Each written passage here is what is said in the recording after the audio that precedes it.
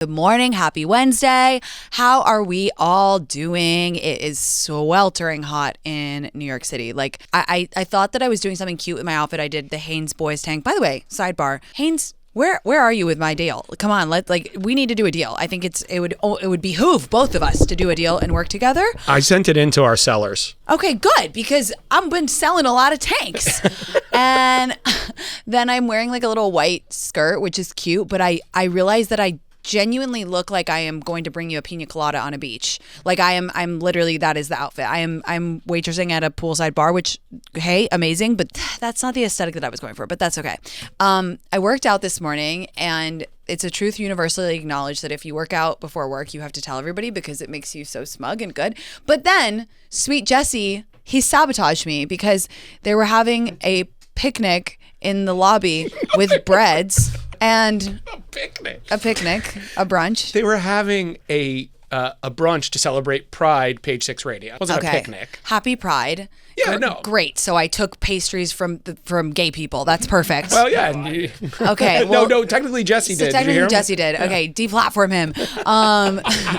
So Breads is my favorite bakery treat place near work, especially. And so I ate 2 treats. So that's great. Amazing. Yesterday I had the best day because I went to Emmett's house, and even more people DM me, "Are you dating?" No, we're not. I'll let you know if we start, but stop asking me that, you guys. And because it was so hot and I wanted to tan, because this summer I've decided I want to really go balls to the walls with my tanning. It makes me feel so confident. Like if you can't tone it, tan it is the truest thing on earth. And I just like myself. I would say 25% more when I'm tan. So this summer I'm really going for it. So I went to Emmett's house to tan, and I didn't realize that I do so much free press for him. Like, it's crazy. But he does give me so much free pizza. So I think it's fair. Good trade-off. So he has like a huge garden up there, and I didn't know that he uses so many of his ingredients at his restaurants. And so when he was leaving, he was like, "Oh, like, you're driving back to the city, do you mind dropping off this fresh oregano and fresh garlic and fresh scallions at Grove?" And so like I thought that was so cool. Really farm to table. I really want to get into gardening in my second half of my 40s. That's my hobby for that. Like this, obviously I'm in the DJ era, but that's going to be my hobby. Second half of my 40s, I really want to get into gardening. I think I would be kind of bad at it because I'm so impatient and that I would get stressed out. But I love to make salads. So I feel like I would love to grow tomatoes so much. Very Martha Stewart. Very Martha, yeah. It's like your Nancy Myers era. Exactly. Right? I picture you in the Hamptons pulling some cucumbers off the vine, chopping them up. Yeah, exactly. And the cats will be there too. Oh, they're so cute. The wavering you do on the cats is my favorite. I know. Oh my God, guys. I was sexting someone recently, and I was like, I don't know how we got into it, but then he was like, yeah, no, I was just thinking about whatever.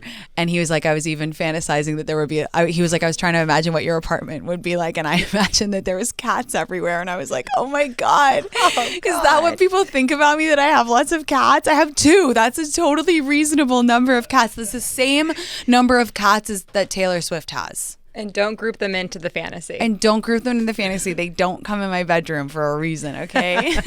Wait, you were sexting with him, and then he's like, I always wonder what your apartment looked like. No, he was like trying to make it a realistic fantasy. He was like, I was just thinking about XYZ, and I even imagined what your apartment was like, and I imagined cats everywhere, and I was like, perfect. That's not what I want guys to think about. Whatever.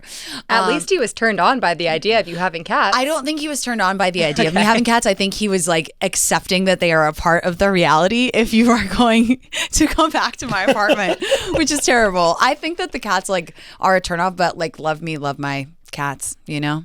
Pussy for pussy. Just kidding. I took this is a terrible transition. I took my mom to dinner last night. Oh, Jesus.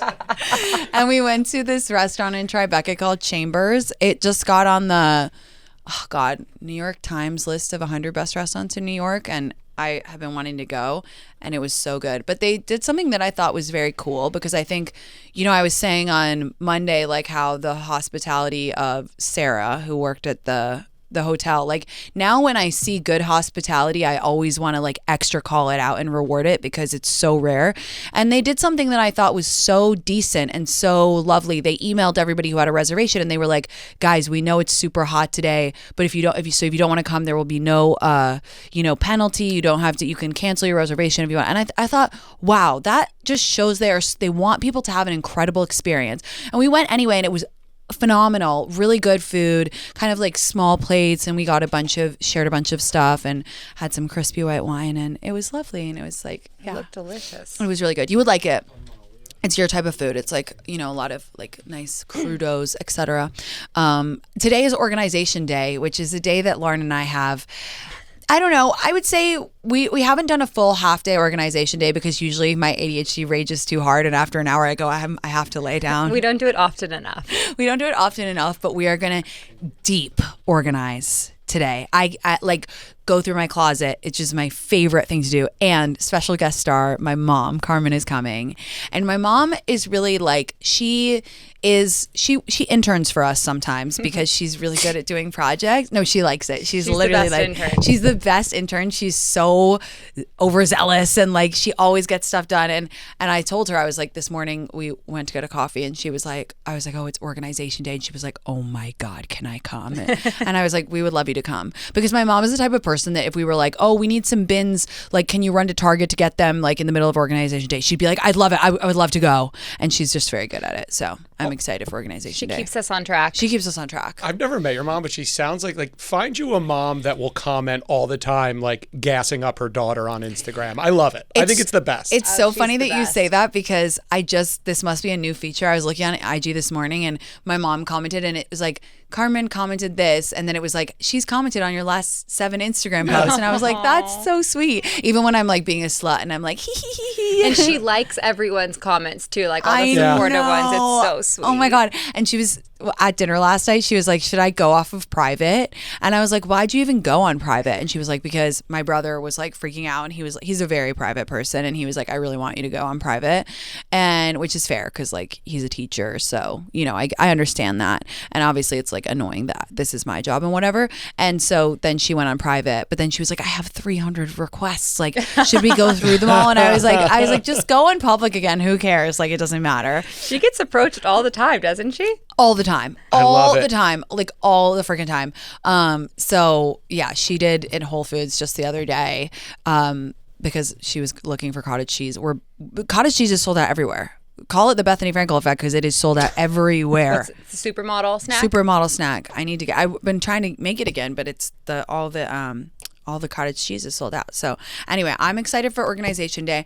We're definitely going to get Gatekeep salad to eat during Organization Day. I'm very excited. Will you guys be filming for content? Because I feel like a lot of electric stuff could come out of this. I think we have to, yeah. Just some snippets. Okay. Also, we should do a giveaway. We should make a huge box of PR and do a giveaway. Yeah, definitely. And if we do, it will be announced on my TikTok, not my Instagram, because every time I do a giveaway on my Instagram, it's like really fucks up my algorithm. So watch this space. You can hold me to it. Let's do 2 boxes of giveaway. Great. Okay, awesome. Let's take a caller. Carly, what's up? Welcome to the show. Hi, Tinx. How are ya? Hi, babe. I'm good. What's going on? I'm literally an hour off a breakup. Oh and my I just God. need some love. Yep. Okay, take a breath. Do you want to talk about what happened, or do you just want? No, I can tell. I tell. I mean, I think so much of it is because of you in a good way, and so I want to thank you first off. But he and I dated for 8 months, and it got serious very quickly. Okay. And there were signs throughout that maybe he just wasn't totally my person, but I kind of tried to move through them, and then he ended up having to move for work across the country, and long distance was just really hard. And then we had an argument the other day that just kind of brought to light that he's not willing to work through a lot of things that happened to him that he is just a non-starter for him. He won't talk about it with me. He won't go to therapy. He won't, it was just a complete deal breaker for him. And I had to say today, it's just a deal breaker for me. Yeah. And it was awful, and I wasn't anticipating it happening this morning at 10 a.m. It was on FaceTime, and it was just horrible. That's really awful and you're in shock right now, and nobody can fully describe the pain of a fresh breakup because you genuinely feel sick. And it's always in my opinion, the hardest breakup when you love the person so much, but you just know it's not right and you have to make that call anyway. But here's the thing. If he was never going to work through those things and he was never going to fix them and he just refused to talk about them and go to therapy, you did the right thing, because those problems are only going to become greater. And number one, and number two, you want a partner who's going to meet you in the middle and talk about things. And if you say, babe, it's important that you go to therapy for me, that they're going to go. And so what you did was really brave. And what you did was advocate for your future happiness, because once you have that gut feeling like this is not right, what is the point in continuing? You if you have this exact experience in a year, it will be 5 million times worse, right? Because it will have just compounded. So I think you did the right thing. Doesn't mean it's not painful as hell. Doesn't mean that the next few weeks aren't going to be really rough. But take comfort in the fact that you did the right thing, and that in the long run, this is what you needed to do to find your person. You needed to make space for your real person to come into your life, because if this guy isn't going to do these things for you, then he's not the one. Yeah, I mean, I totally agree. And like, I had you in my head so much of the time being like, trust your intuition. Like, a woman's intuition is always right. And like, you just can't break off that. You can't break away from that gut feeling once you have it. Oh. I think the thing that's like the weirdest for me about a breakup, and I feel like you understand this because you're like such a people person, is like, you talk to this person every day and then all of a sudden you just like don't talk to them anymore. Yeah. And you like don't know them anymore. And it's truly so weird. Like, I don't even know how to like grapple with that. It's so weird. And it leaves this hole in your life, and you're so used to talking to this person and knowing about their day and them knowing about your day. And so not only is it like painful emotionally, but it's also a big life adjustment, right? You're just recalibrating to life, because every time something happens, you reach for your phone and you're like, oh, I want to tell them about this. And then you realize that you're not going to. And it can feel very daunting. Like, a breakup can feel very daunting. My advice about breakups is always take it hour by hour, like genuinely hour by hour. Anytime you find your mind wandering to the future, completely say stop, Control Alt Delete, and just focus on the next hour. Be like, okay, what do I have to do in the next hour? All right, I'm going to shower. I'm going to do an everything shower, and I'm going to wash my hair and shape my legs and whatever. Okay, what's the next hour? Oh, you have to do some emails for work. In this hour, I'm going to make myself a nice matcha, and I'm going to do some emails for work.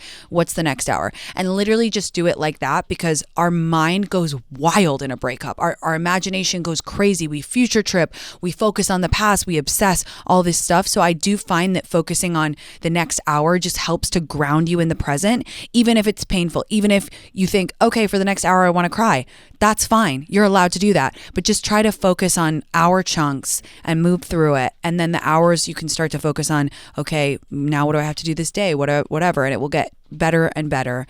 I'm sorry. This is, it's awful feeling. It is genuinely, being heartbroken is one of the worst feelings in the world. But I promise you, you will start to feel better sooner than you think.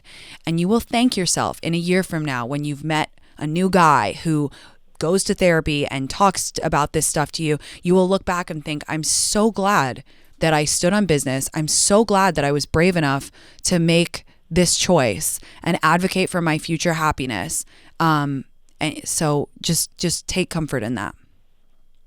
Thank you. I really, really appreciate it.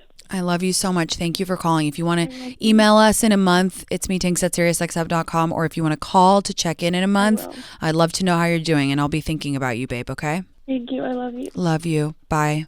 Bye. Oh, poor Angel. The day like of the breakup is, like, I say that I really genuinely am ready to meet someone, and I'm like obviously dating and whatnot, but like the thought of that, like hearing the pain in her voice, like it does make you feel like, oh my God, it's so scary to love someone, because like the pain feels so bad afterwards, especially if you're so emotional like me. It's just, oh my God. What's your day one breakup routine? Like what was your when a relationship ends? Oh my couch, phone in the corner? Like, what's your move? I always have to see my friends. I emergency. Like I think I like immediately have to call my friends. Yeah, I think it's hard to do anything that you know is going to make you feel better because you're just like so sad and paralyzed by that feeling. You're so sad and paralyzed, and you're just like, oh my God, you feel so sick. Like I remember, oh my God, the sick feeling in your stomach. Yeah. The worst part is the day after the breakup, and you wake up and you for half of a second you forget. Yeah. And then you immediately realize, and you're just like, oh, and you start to like wail. That is genuinely, to me, always the worst part. Yeah. You go to text when you're like thinking of something. Yeah, and you're like no. When's your first drink? I have to always be really careful because I am so emotional, and if I drink, then I'm like sobbing, crying, and honestly, it's the worst when you try to force yourself to go out before you're ready, and then you feel everybody having fun around you, and you literally just want to go home and cry and stalk them on Instagram. It's the worst feeling in the world. And when you're truly like gutted day of, like nothing sounds good. Like you don't want to drink alcohol, no food, nothing. Like your stomach is in such shambles that nothing makes you feel better. I know. I remember my breakup in 2021 was like genuinely the worst breakup I've ever had, and I was like so upset that my mom flew out because she was so worried, and that was like in the height of like my TikTok influencer days, and I remember every brand sent me flowers. Like it was crazy. That was before my time. I know. Oh my God, that's so true. It was. That was just before you started, and my mom flew out because I was like really alone then because I didn't have Lauren, so I was like just working alone every day and whatever, and I was, oh my God, I lost 10 pounds in a week. But then I went to this like event at Nobu Malibu, and I looked so fucking hot and snatched. And my picture was in Vogue from that event, and I met Kendall Jenner, and it was a Things really turned around then. But I was still sad for the entire summer. Also, it is kind of a great thing to know that no matter what an ex does, if you do, like you would break up, they can't unfollow you on social media. You will pop across their algorithm. I will haunt them forever. Their algorithm is fucked. Their new girl will follow their me. next girlfriend's going to be dating or following you. Tinx just flooding her paper magazine shoot over and over into her algo. Again. Yeah. I know. That's really funny. Okay, let's go to Maddie. Hey, Maddie, how are you? Good. How are you? I'm good. Thanks for calling. What's going on?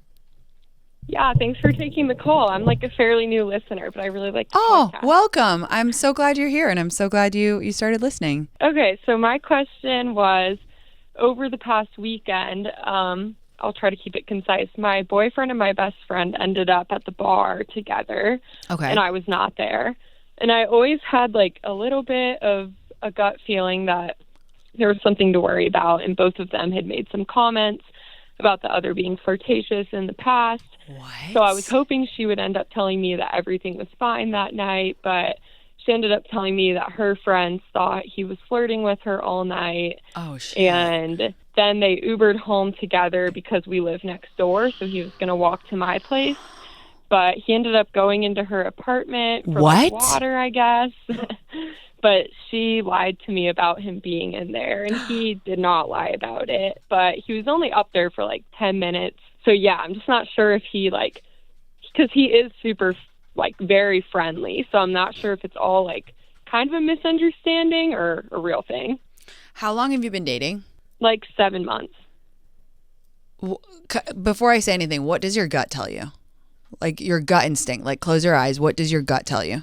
I feel like it's somewhere in the middle of being overly friendly and something was actually kind of weird. And do you think it's who do you feel like is more likely if there were to be an issue? Would it be your best friend or your boyfriend? Like, who would be the one to like cross the line? They're both super friendly, so it's hard to say. But I had talked to him before about not crossing any boundaries there. She wasn't really aware that I was worried about it. I don't know. This is a tricky one because I trust you if you say they're both really friendly. Like, in an ideal world, your best friend and your boyfriend should take a cab together, should go out together, no problem. Like 100%.